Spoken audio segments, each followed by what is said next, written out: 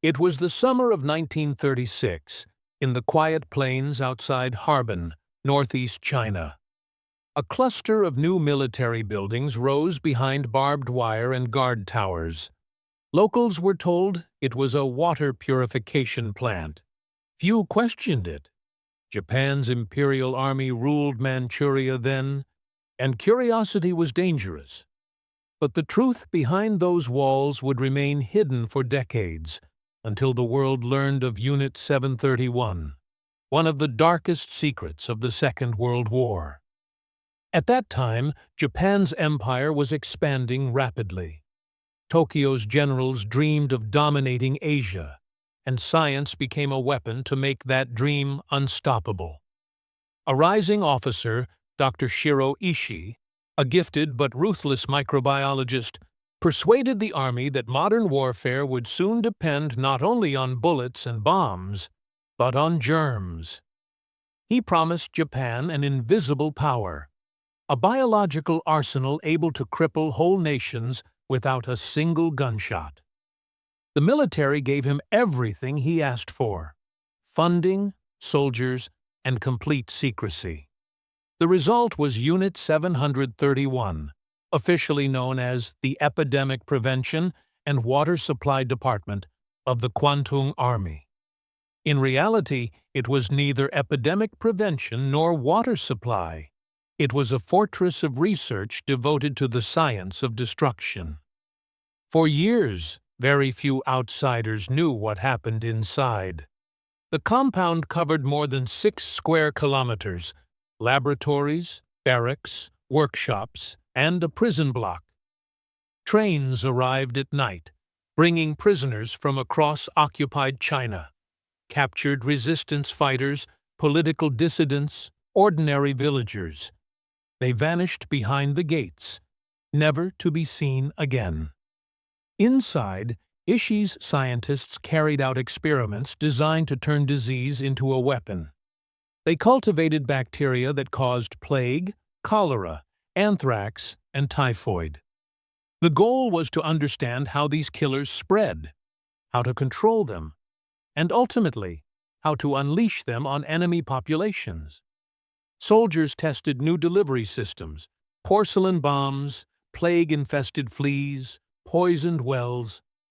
Every discovery was logged in meticulous detail, stored in locked archives labeled Top Secret for the Emperor's eyes only. As the Pacific War raged, Unit 731's operations expanded across China. Entire test zones were created to study how epidemics moved through villages. Field units, known as 100, 1,644, and 1,855, worked under the same command structure. By 1942, Ishii's network stretched from Manchuria to Nanjing. Japan's leaders believed these programs would guarantee victory should conventional warfare fail. Yet even among Japan's own officers, whispers of unease spread. Some doctors objected quietly, warning that the work defied every code of medicine. They were ignored. Ishii's results promised scientific glory. His reports went directly to Tokyo, bypassing normal channels, and the emperor's generals, desperate for any advantage, looked the other way. When the tide of war turned in 1944, and American B-29 bombers began striking the home islands, Ishii ordered new experiments. Could biological agents defend Japan itself? The plan, known internally as Operation Cherry Blossoms at Night, envisioned launching plague bombs against California's west coast using long-range submarines. The operation was canceled only because Japan surrendered first. In August 1945, the atomic bombs fell. Tokyo announced its surrender. At Pingfang, the core base of Unit 731, panic erupted. Ishii ordered all records destroyed. Buildings were dynamited. Prisoners executed. Researchers fled south under assumed names. Within weeks, the complex was ash and rubble. The secret was supposed to die there. But secrets have long shadows. When Soviet troops entered Manchuria later that month, they discovered fragments, documents half-burned, laboratory equipment melted by explosions, and bones buried in the snow. The Soviets quickly realized they had found something extraordinary. Their investigators photographed the ruins, collected testimony, and later tried several captured officers at Khabarovsk in 1949. Those trials revealed the first details of the program, though the world largely ignored them amid Cold War politics. In the West, the story took a different turn.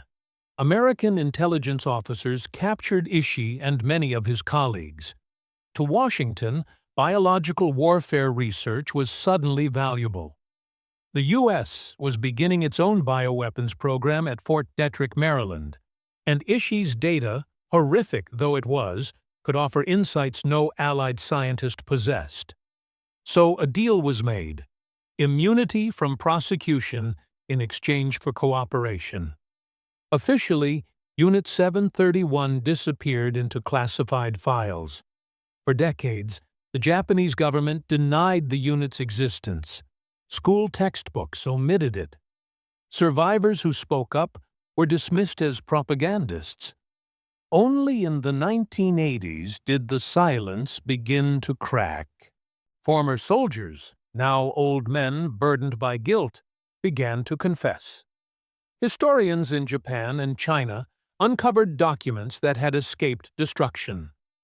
Local farmers digging near Harbin found jars filled with preserved organs and strange symbols.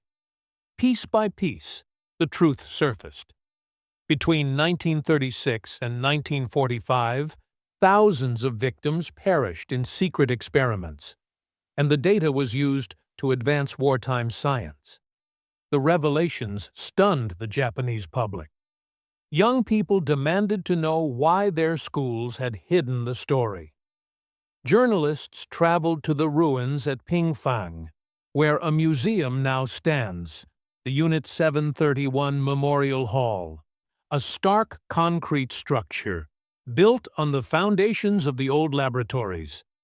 Inside, photographs, diaries, and testimonies tell a story of ambition gone mad. Today, historians see Unit 731 not just as a war crime, but as a warning about the corruption of science. Dr. Ishii's team included men and women educated at Japan's finest universities. They had taken the Hippocratic Oath, sworn to heal the sick. Yet under orders and ideology, they turned their knowledge toward destruction. Their reports were written in the cold language of research: tables, statistics, control groups, yet behind each number was a human life. Modern researchers studying ethics often ask, how could they do it? The answer, unsettlingly, lies not only in Japan's wartime culture, but in human nature itself. The ability to justify almost anything when convinced it serves a higher cause.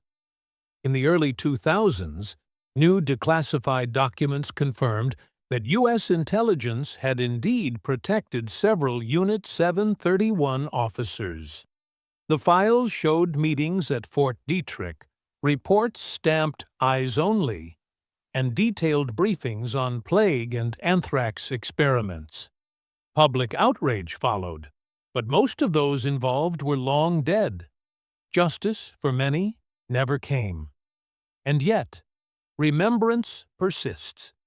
Every August, survivors and their descendants gather at the Pingfang Memorial. They light candles along the cracked foundations of the old complex.